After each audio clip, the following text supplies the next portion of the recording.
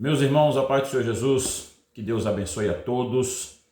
Aqui é o evangelista Sérgio Moreno, da cidade de Poções, na Bahia.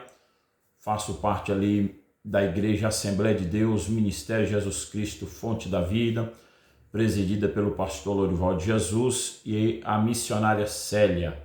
Estamos aqui no nosso canal com mais um trimestre da Escola Bíblica, agora terceiro trimestre, estudando a Igreja em Jerusalém. Doutrina, comunhão e fé, a base para o crescimento da igreja em meio às perseguições. Comentarista, pastor Josué Gonçalves, e vamos estar trabalhando nesse trimestre sobre a igreja em Jerusalém, o modelo da igreja para os dias de hoje e aprendendo também, conhecendo um pouco, estudando um pouco do livro de Atos dos Apóstolos, especificamente do capítulo 2 ao versículo 14. É o que nós vamos estudar nesse trimestre, agora nesse terceiro trimestre. Hoje a lição de número 1, que tem por tema a igreja que nasceu no Pentecostes, a igreja que nasceu no Pentecostes, livro do Atos dos Apóstolos, capítulo de número 2, versículo 1 ao versículo 14. Anote aí para você fazer a sua leitura. Capítulo 2 de Atos dos Apóstolos, capítulo 2, versículo 1 ao versículo 14. Já agradecendo a você que nos acompanha, que nos segue, compartilha este material, divulgue este material, seja canal de bênção na vida de outras pessoas também, abençoando com a palavra de Deus. Eu quero começar este terceiro trimestre fazendo uma oração, orando a Deus para que Deus possa nos dar graça, nos dar sabedoria e que possa abençoar a tua vida que está assistindo esta aula e também abençoando o teu lar, a tua família. Creio que vai ser uma bênção de Deus para a tua vida. Soberano Deus e Pai de nosso Senhor e Salvador Jesus Cristo, meu Deus, eu quero te agradecer por esta oportunidade, te agradecer, meu Deus, por mais esse trimestre, que o Senhor possa abrir a nossa mente, o nosso entendimento, nos ajuda, Espírito Santo. Pai, te apresento a cada irmão agora, irmã, que nos assiste através deste canal, desta aula, Senhor, visita em nome de Jesus Cristo, para a glória do teu nome. Amém. Seja bem-vindo ao nosso canal da Escola Bíblica Dominical, evangelista Sérgio Moreno, @oficial. Que Deus te abençoe. Vamos à lição? Já falei para você qual é o texto bíblico, Atos capítulo 2, versículo 1 ao versículo 14, aonde nós vamos falar sobre a igreja que nasceu em Jerusalém. Irmãos, o Pentecoste marca o nascimento da igreja, inaugurando uma nova era da história da humanidade. E este evento singular, caracterizado por sinais sobrenaturais, como o som de um vento impetuoso e línguas como de fogo, cumpriu-se a promessa divina anunciada no Antigo Testamento. Era uma promessa de Deus.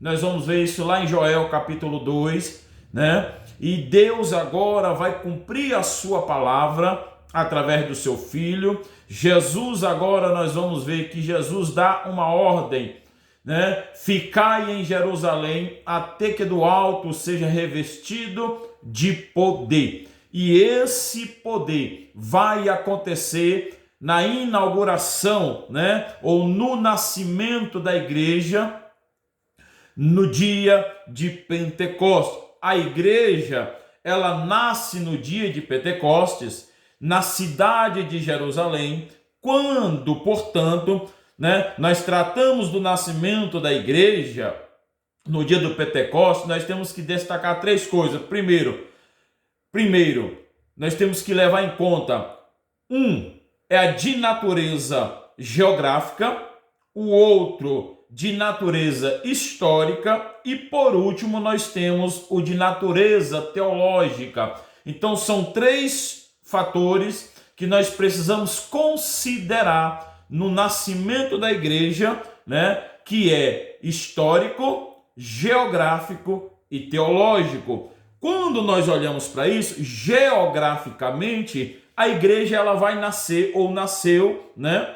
A histórica cidade de Jerusalém, onde foi a antiga cidade de Davi durante os primeiros anos do primeiro século, que Deus derramou o seu Espírito de forma copiosa no dia de Pentecostes. Podemos dizer então que a cidade de Jerusalém foi e é historicamente o berço da primeira igreja. Jerusalém, portanto, é o local de origem da igreja mãe de todas as outras igrejas cristãs. No estudo deste capítulo, nós vamos, privilegiar, o aspecto teológico do nascimento da igreja no dia de Pentecostes, partindo do capítulo 2, a qual eu falei. O comentarista, o pastor José Gonçalves, ele vai pular o capítulo 1, a introdução, e já vai direto para o capítulo 2. Do capítulo 2 nós vamos estudar até o capítulo de número 14. Então nós vamos ver que a igreja ela vai nascer neste lugar chamado Jerusalém no dia de Pentecostes. Isso fica claro, comprobatório e comprovado biblicamente e historicamente.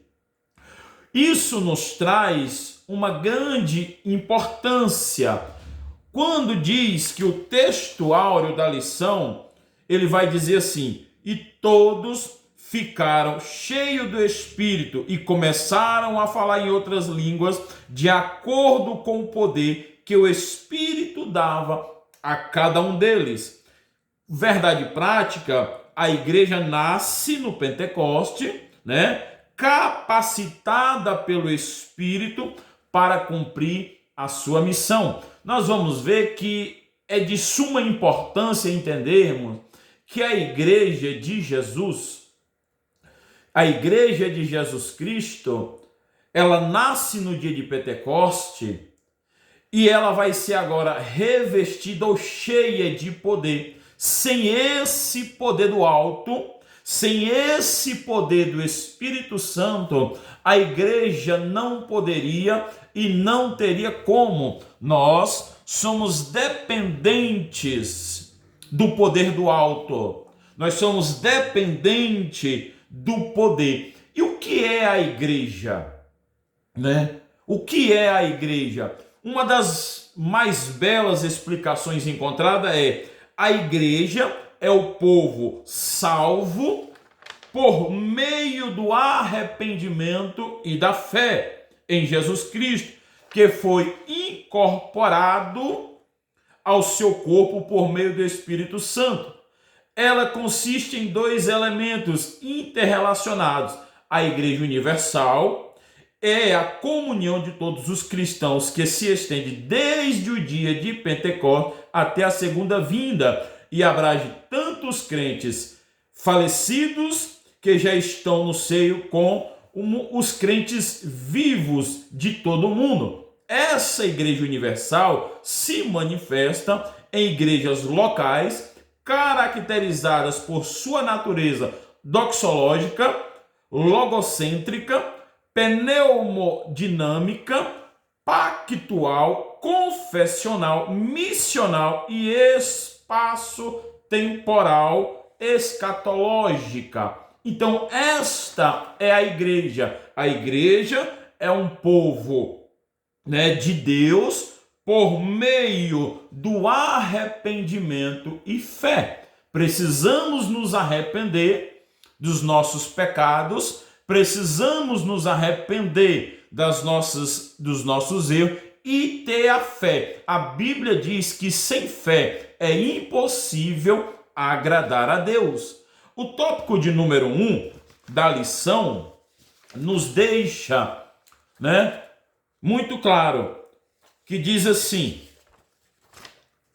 tópico de número 1, né, que vai falar sobre a natureza do Pentecoste bíblico, de natureza divina.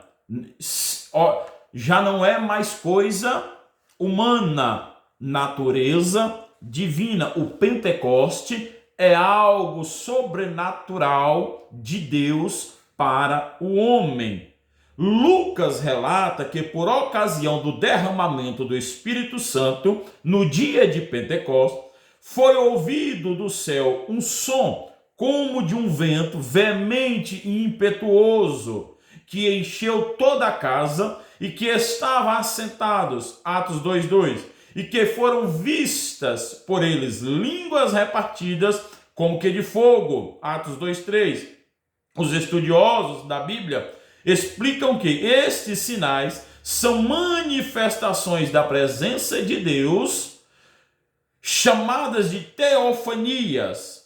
Isto significa que Deus se revelou de maneira visível e audível, assim como fez no Monte Sinai, quando entregou a lei a Moisés, e naquela ocasião houve trovões, relâmpagos e um forte som. E o povo ouviu a voz de Deus e viu um grande fogo, Êxodo 19:16. Moisés depois lembrou ao povo deste momento, dizendo: desde os céus te fez ouvir a sua voz, para te ensinar, e sobre a terra te mostrou o seu grande fogo, e ouviste as suas palavras no meio do fogo. Deuteronômio 4, versículo de número 36. Nós precisamos separar isto da natureza divina. Separar o quê? Nós precisamos entender estes sinais que vai nos mostrar o mover, da natureza do Pentecoste bíblico dentro desta natureza divina. Primeiro, o que significa Pentecoste? A palavra Pentecoste significa o 50º dia. Pentecoste era a festa que acontecia 50 dias após o sábado da semana da Páscoa, Levítico capítulo 23, versículo 15 e 16. Era o primeiro dia da semana e é também chamado de festas da semana, Deuteronômio 16, versículo 10. Teofania é o termo que deriva do grego theos, Deus, e panho, que manifestar ou aparecer. E nós temos vários exemplos bíblicos da teofania de Deus. Primeiro nós vamos ver a visita dos 3 homens a Abraão, Gênesis 18, versículo 1 e 2, a sarça ardente, Êxodo 3, versículo 2 ao 6, a coluna de nuvem e de fogo, Êxodo 13, 21 ao 22, o anjo do Senhor, Juízes 6, 13, a manifestação no Sinai, Êxodo 19, 16 ao 20, Deus se revela ao povo de Israel com trovões, relâmpagos, densas nuvens e som de trombeta, marcando a aliança mosaica. Já no Novo Testamento, esta teofania ou cristofania no Novo Testamento, nós vamos ter o conceito de teofania e é aprofundado em algumas aparições do Cristo ressurreto, como no episódio da convenção de Paulo, Atos capítulo versículo 9, que nós vamos ver essas identificações como cristofania. No versículo 2 a 4, vai ficar claro que a descida do Espírito é um evento claramente público. Os 3 sinais, o audível, o vento, o som visível, o fogo, o sinal interno, línguas que foram observados por todos os presentes e os feitos que foram óbvios para todos. Primeiro, o primeiro sinal, que era um som similar a de um vento impetuoso vindo do céu. Segundo, e aí nós vamos ver que ainda neste primeiro som, de um som similar, nós temos Ezequiel 37, versículos 5 e 6 e o versículo 14, em que o vento os enche uma nova vida. O enchimento de toda a casa significa a vinda do Espírito a cada crente. Nós temos o segundo sinal, Atos capítulo 2, versículo 3, parecia ser de línguas de fogo distribuídas e pousadas sobre cada um deles. Era o que acontecia. Versículo 2, 17 ao 18. Esse vento vai simbolizar a chegada do Espírito e o fogo, a sua entrada em cada seguidor. E o último sinal, que é o fato de que, como consequências dos primeiros, os presentes começaram a falar em outras línguas, segundo o Espírito lhe concedia que falasse. Então nós temos aqui uma manifestação clara, audível, visível da teofania ou da cristofania de Deus para o nascimento da igreja no dia de Pentecostes. O Pentecostes vai acontecer, a igreja vai nascer, E aí agora a igreja vai sair, o que é a igreja? A eclésia, e foi tirada-se para fora. Nós vamos ver que eles vão ficar, os apóstolos vão ficar obedecendo a ordem de Jesus, ficar em Jerusalém até que do alto seja revestido de poder. É poder do céu, é poder de Deus na vida daqueles que creem, que acreditam. E quando isso vai acontecer, a igreja agora nasce, os apóstolos saem, a Bíblia vai nos mostrar, Pedro agora vai pregar com ousadia, o povo vai se voltar a Cristo, quase 3.000 almas vão se converter na primeira mensagem que Pedro agora vai pregar, cheio do poder de Deus. E nós temos um evento paralelo ao Sinai, subtópico de número 2. Assim como no Sinai, onde a presença de Deus se tornou real, como uma das experiências mais marcantes na história do antigo povo de Deus, de uma forma muito mais gloriosa e profunda, o Pentecostes marcou o encontro do Espírito de Deus com a igreja. Pentecostes, portanto, é a experiência do Espírito Santo. Lá no Sinai, a letra da lei foi escrita em tábuas de pedra, Deuteronômio capítulo 9, versículo 10 e 11. E aqui no Pentecostes, a palavra de Deus foi escrita nos corações, Jeremias 31, 33 e 2 Coríntios capítulo 3, versículo 3. Agora, irmãos, a palavra de Deus está sendo escrita, inserida, gravada no coração do homem, não mais em pedra, não mais em tábua. Naquela ocasião, os discípulos foram revestidos, revestidos com um poder do alto, como cumprimento das profecias verotestamentárias e da promessa de Jesus. Além disso, nós vamos ver o discurso de Pedro, que resultou na conversão de cerca de 3.000 almas, Atos capítulo 2, versículo 41, representando a verdadeira colheita espiritual, os primeiros frutos da igreja nascente. Por esta razão, o termo pentecostal está mais diretamente relacionado ao evento cristão narrado em Atos 2 do que aos aspectos festivos da tradição judaica. Então não é mais agora uma tradição, não é mais gravada nas pedras, mas agora é a palavra de Deus gravada nos corações do homem.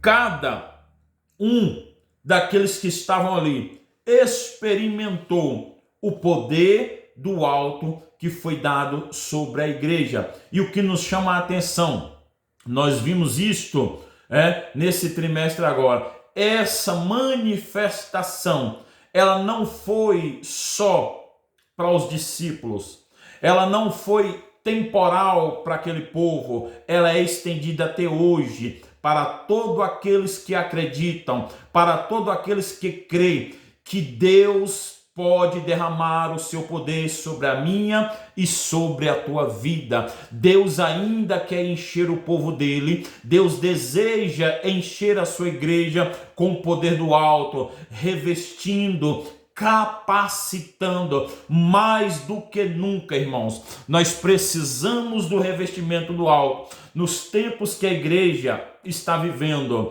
nos dias odiernos que a igreja está enfrentando, na frieza espiritual que tem se alastrado. Mais do que nunca a igreja precisa ser revestida do poder de Deus. Paulo vai nos ensinar: buscai as coisas que são do alto e não de baixo, não da terra.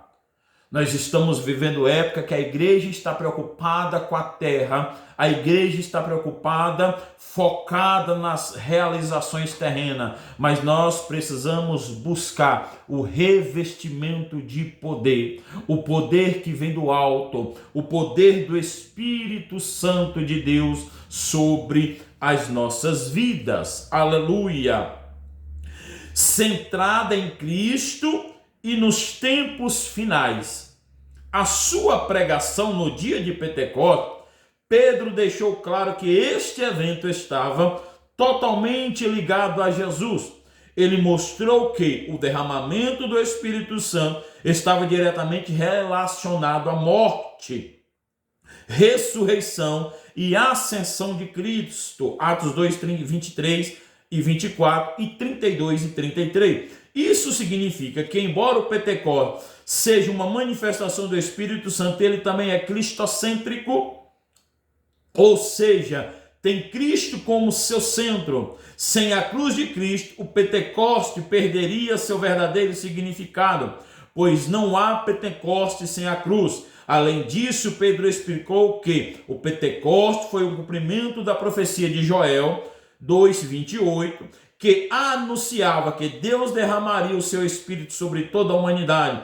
Quando Pedro usou a expressão nos últimos dias, Atos 2:17, ele mostrou que este evento tinha um significado escatológico, ou seja, estava ligado ao plano de Deus para os tempos finais. Então Pedro vai trazer para aquele povo e mostrando para nós também, o efeito deste evento, conforme narrado em Atos capítulo 2, versículo 1 ao 4. É interpretado pela pregação de Pedro, dos versículos 2, do 14 ao 16. O Pentecostes, como evento cristocêntrico, embora o Pentecostes seja, por definição, uma manifestação extraordinária do Espírito Santo, ele pode ser compreendido isoladamente da pessoa e obra de Jesus Cristo. E nós vemos isso na pregação de Pedro. Pedro trazendo a centralidade cristocêntrica, Pedro trazendo um Cristo ressurreto agora, a morte, mostrando a morte, a ressurreição e agora a ascensão de Jesus. Deus, ele ressuscitou este Jesus, e disto todos nós somos testemunhas. Exaltado, pois, à direita de Deus, tendo recebido o Pai a promessa do Espírito Santo, ele vai derramar sobre cada um de nós. Nós também podemos buscar, e o que Deus deseja da igreja nesses últimos dias, volta e falo, é que a igreja busque o revestimento do alto, é que a igreja entenda que ela necessita de poder do Espírito Santo. A igreja, ela tem caminhado podemos dizer assim, tentado caminhar com o poder do homem, mas ela necessita do poder de Deus.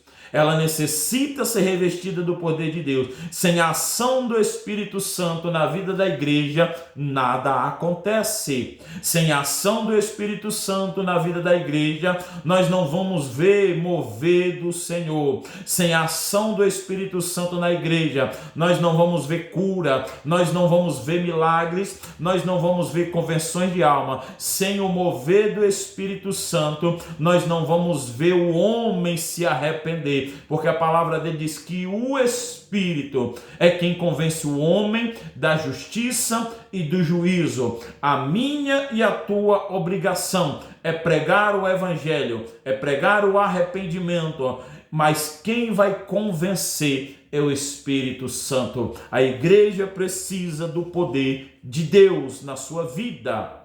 Nós precisamos do poder como igreja, como corpo de Cristo. Nós precisamos do poder que vem do alto e muitos têm deixado de buscar. O Pentecoste, como cumprimento profético, é o que nós vamos ver, né, de Joel. O Pentecoste como sinal escatológico, ao empregar a expressão nos últimos dias. Pedro está dizendo nos últimos dias. Pedro confere ao Pentecoste uma natureza escatológica. Nós estamos precisando buscar esta palavra de Deus, esse revestimento de Deus para as nossas vidas. A igreja precisa voltar e aprender. E é o que nós vamos estudar nesse terceiro trimestre. Essa primeira aula é só mais uma aula introdutória, né, à lição. Mas o que nós vamos aprender nesse trimestre é o papel da igreja nos dias de hoje, né? A igreja precisa, né, aprender com a igreja de Jerusalém, com a igreja primitiva, a buscar esse revestimento do poder do alto. Hoje nós não vemos mais a ação da igreja, irmãos. Nós não vemos mais o mover de Deus muitas das vezes, porque a igreja perdeu o seu foco. A igreja perdeu a direção. De que direção é essa? De trazer Cristo para o centro. O homem tem ocupado o lugar de Deus. O homem tem ocupado o lugar de Jesus. Mas nós precisamos buscar este revestimento e trazer Cristo para o centro da igreja, entendendo que Ele é o centro das nossas vidas. Tópico de número 2, o propósito do Pentecoste bíblico. Promover a verdadeira adoração. O propósito, né, do Pentecoste bíblico, o subtópico 1, promover a verdadeira adoração. As manifestações externas como o som ou vento e fogo ocorridas no Pentecoste prendem nossa atenção. Contudo, não podemos perder de vista o que o Pentecoste produz internamente na vida do crente. Um dos propósitos marcantes do Pentecoste em Jerusalém foi promover a verdadeira adoração. Temos ouvido em nossas próprias línguas falar das grandezas de Deus. Atos 2:11. Logo, o Pentecoste que não adora não é bíblico. De fato, quando os gentios experimentaram o Pentecoste, eles também magnificaram a Deus. Atos 10:46. Da mesma forma, o apóstolo Paulo diz que o crente pentecostal, cheio do Espírito, dá bem as graças. 1 Coríntios 14, versículo 17. O fogo pentecostal promove um verdadeiro louvor. Aleluia! Então, um dos pontos do propósito bíblico do Pentecoste é promover a verdadeira adoração. E este padrão bíblico de uma adoração fervorosa, inspirada pelo Espírito, é sustentado por Paulo, que ensina a igreja a ser cheia do Espírito, que resulta em salmos, hinos, cânticos espirituais. Efésios 5, versículo 18 e 20. Portanto, a adoração pentecostal é bíblica, fundamentada no enchimento contínuo e real do Espírito Santo, produzindo um louvor profundo e contagiante. Quando isto acontece, nós vamos ver uma igreja adorando verdadeiramente, nós vamos ver uma igreja buscando verdadeiramente. Quando a igreja entende esta visão clássica do pentecostalismo, a adoração fervorosa se torna esse resultado de uma vida cheia do Espírito Santo, onde o crente adora de maneira bíblica, íntegra e viva, reconhecendo que a presença manifesta do Espírito Santo é real na sua pessoa e na sua vida. Este é o propósito e sempre foi o propósito do Pentecoste, trazer para a vida do crente uma verdadeira adoração. Segundo, poder testemunhar do poder de Deus. O Pentecoste tem uma dimensão escatológica, pois aconteceu antes de chegar o grande e glorioso dia do Senhor, Atos 2:20. No entanto, esta realidade dos últimos tempos não significa que a igreja deve ter uma visão escapista, ou seja, desejar fugir do mundo a qualquer custo, a qualquer momento. Nós precisamos desejar fugir do mundo a qualquer custo, a todo jeito. Por quê? O Pentecoste não foi dado, para que os crentes se isolassem. Não foi isso. Pelo contrário, o Pentecoste foi dado para que os crentes se manifestassem, fossem capacitados, a testemunhar e viver no mundo até a volta de Cristo, não para ficar aqui. O fundamento aqui é entender que a qualquer momento nós vamos ser arrebatados, a qualquer momento nós vamos ser chamados para casa, mas enquanto estamos aqui, nós somos capacitados pelo poder do Espírito, revestido de poder para testemunhar da palavra, do mover de Deus, de pregar o evangelho a tempo e fora de tempo, de falar de Jesus, de testemunhar o poder de Jesus. A igreja deve guardar com esperança, mas também cumprir a sua missão até o fim. E muitos têm se recuado. Nós não recebemos a promessa, não foi feita, não foi cumprida a promessa do Pentecostes para ficarmos recuados. Nós não somos cheios do poder do Espírito Santo para recuar, para se esconder, mas para sair e falar do amor de Jesus. Esta é a nossa missão até o fim. Para cumprir esta missão, ela necessita de poder para testemunhar. Lucas capítulo 2, Lucas capítulo 24, versículo 49, Atos 1:8. De fato, é isto que acontece depois do Pentecoste, 4:33. A igreja sai, os apóstolos saem, começa a testemunhar, começa, a pregar a palavra de Deus com ousadia, com grande convicção, com grande poder. A igreja vai sair para fora. O propósito do Pentecoste bíblico é promover a verdadeira adoração e capacitar os crentes a pregar o evangelho e testemunhar de Jesus. Nós somos chamados para testemunhar da manifestação do poder dele, do poder operado de Deus na vida dos salvos. Nós precisamos testemunhar, irmãos. Precisamos falar de Jesus. Precisamos pregar o Cristo ressurreto. Precisamos clamar o povo ao arrependimento, que se arrependam dos seus pecados, que se convertam dos seus pecados, porque o tempo de Jesus voltar está próximo.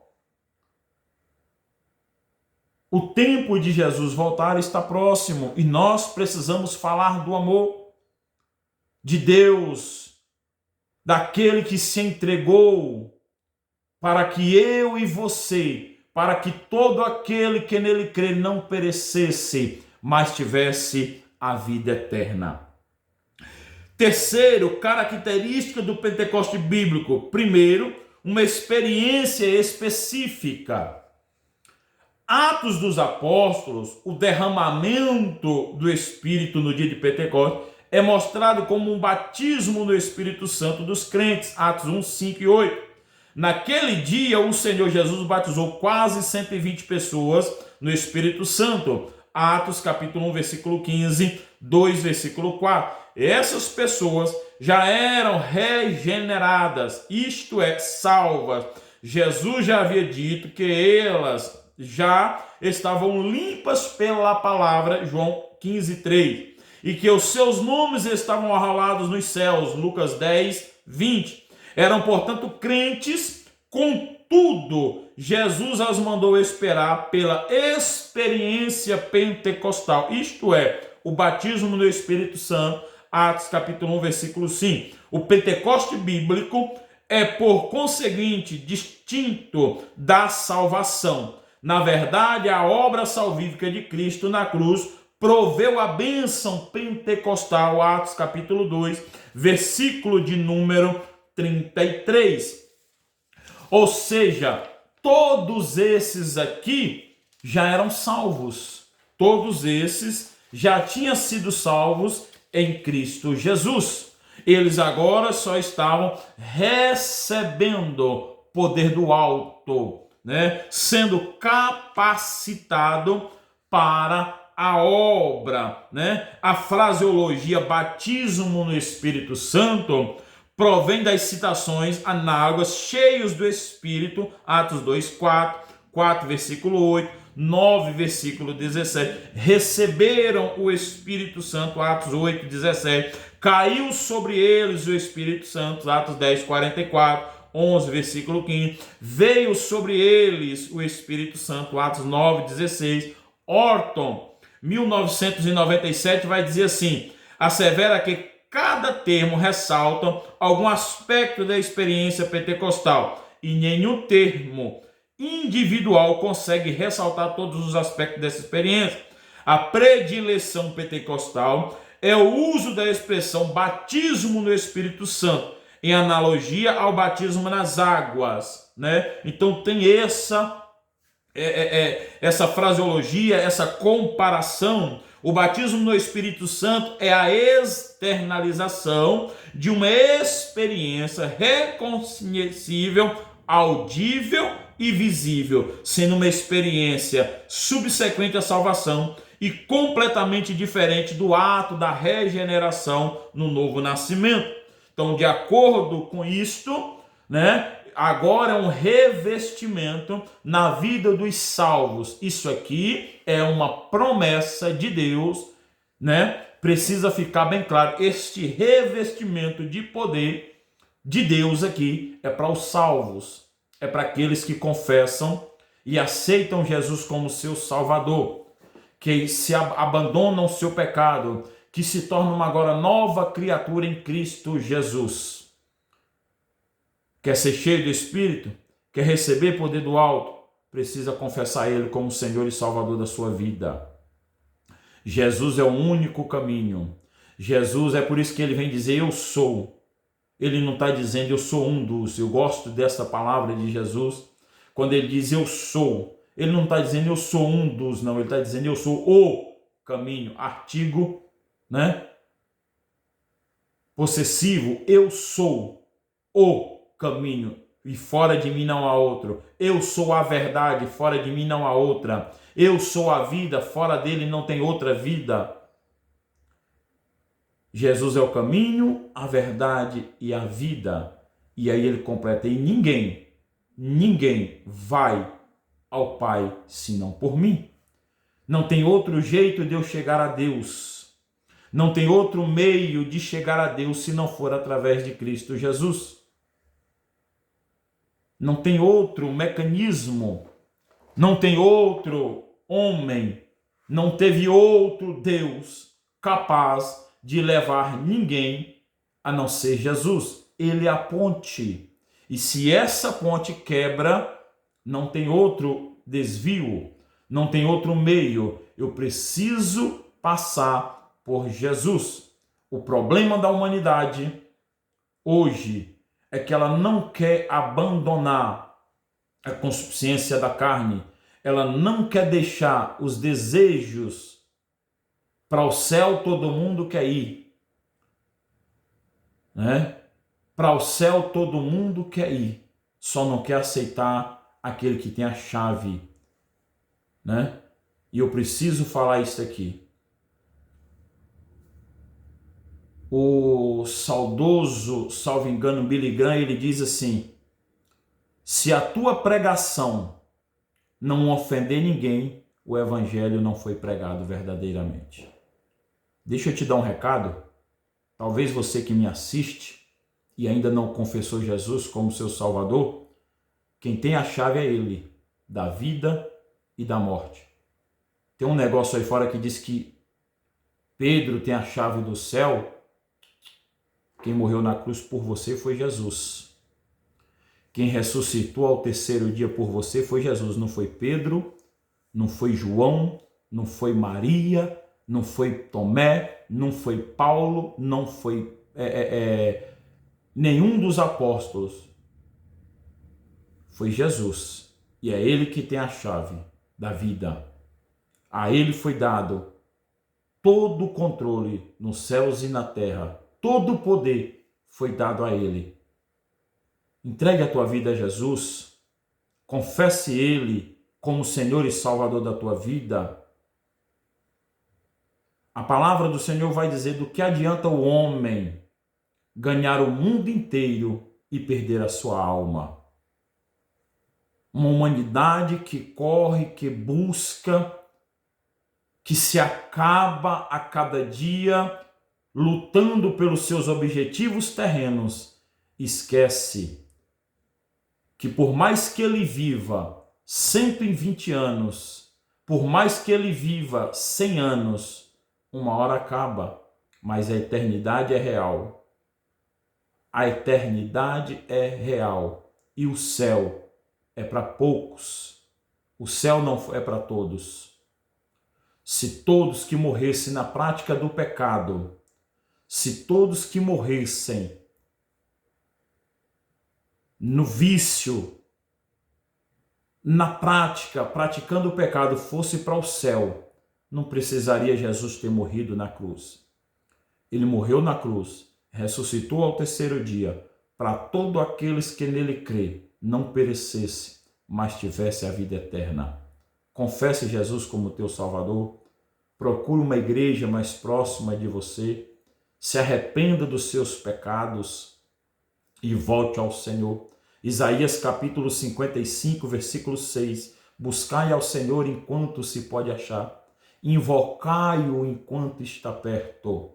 Depois que morre, segue-se o juízo. Não adianta a vela de sétimo dia, não adianta missa de corpo presente. Não, eu preciso dizer a verdade para você. É a Bíblia quem está dizendo.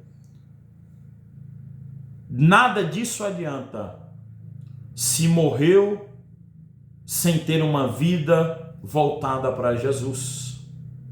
Porque só Ele tem poder de perdoar pecado. Só Ele tem poder de convencer o homem da justiça e do juízo. E se você quer viver o sobrenatural de Deus, precisa aceitar a Ele como teu Salvador. Precisa aceitar a Ele, né, como um único e suficiente Salvador da tua vida. Aleluia. Uma experiência definida e contínua. Como resultado do enchimento do Espírito Santo, os crentes começaram a falar em outras línguas, conforme o Espírito Santo lhes concedia que falassem. Atos 2:4. A Escritura é clara em mostrar que a evidência inicial do batismo pentecostal foi aos crentes falar em outras línguas. Não há dúvida de que outros resultados ou evidências do batismo no Espírito Santo se seguem. Contudo, foi o falar em línguas. Não é sentir uma grande alegria ou mesmo um amor afetuoso demonstrado por ele, que deixou os crentes judeus convencidos de que os gentios haviam recebido o batismo no Espírito Santo. Atos 10, 44 e 46. as línguas como evidência, né, do batismo no Espírito Santo. Esta é a principal evidência, né? Um sinal como evidência do batismo no Espírito Santo. Nós precisamos reiterar que, não obstante este ponto ser alvo de controvérsia, infelizmente, né? Hoje muitos não acreditam, muitos não creem, né, neste mover do Espírito Santo, o derramamento do Espírito Santo veio como um sinal específico no falar em língua. E essas experiências repetem-se na vida da igreja até os dias de hoje. O poder do alto ainda é oferecido à igreja. O batismo com o Espírito Santo ainda é oferecido à igreja. O viver sobrenatural ainda é oferecido à igreja. Precisamos buscar o batismo no Espírito Santo, o revestimento de poder que é dado a todos os crentes, porque ele vem do alto. Aleluia! As línguas e o amor. A evidência física inicial ou sinal do batismo no Espírito Santo foi eu falar em outras línguas. Não foi uma grande alegria ou um amor afetuoso, não, que evidenciaram o batismo no Espírito Santo. Paulo, por exemplo, diz que o amor de Deus está derramado em nosso coração pelo Espírito Santo que nos foi dado. Romanos 5:5. O apóstolo escreveu para a igreja pentecostal, e o amor aparece aqui não como uma evidência de enchimento, mas de crescimento e maturidade em Cristo Jesus. O amor, ele vem de um crescimento e de uma maturidade em Cristo Jesus. O Pentecoste bíblico estabelece o nascimento sobrenatural da igreja, cumprindo promessas proféticas e revelando o poder capacitador do Espírito Santo. Este evento singular transcende barreiras raciais, sociais, etárias e de gênero.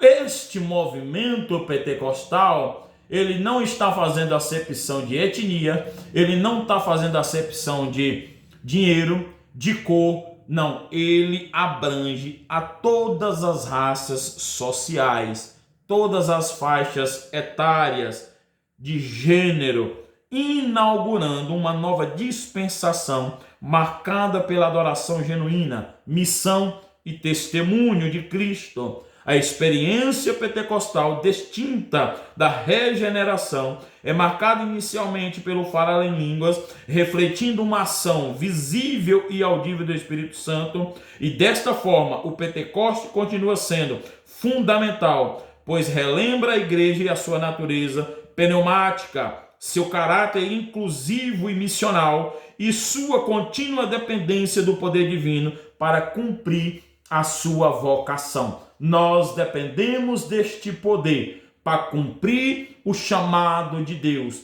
para cumprir a nossa vocação. Esta foi só uma aula de início, né, da lição, só para nós entendermos o nascimento da igreja, a origem da igreja e as características deste mover pentecostal. Nós te esperamos na próxima aula. Esse trimestre tem muita coisa para nos ensinar. Nós vamos aprender, quero deixar para você aqui rapidinho, né? Nós vamos aprender, vimos hoje, a igreja que nasceu em Jerusalém, a igreja de Jerusalém, um modelo a ser seguido, uma igreja fiel à pregação do evangelho, uma igreja cheia do Espírito Santo, uma igreja cheia de amor, uma igreja não conivente com a mentira, uma igreja que não teme a perseguição, uma igreja que enfrenta os seus problemas, uma igreja que se arrisca, a expansão da igreja, uma igreja hebreia na casa dos estrangeiros, o caráter missionário da igreja de Jerusalém e a Assembleia de Jerusalém, fechando esse terceiro trimestre. Que Deus te abençoe, te espero na próxima aula, em nome de Jesus.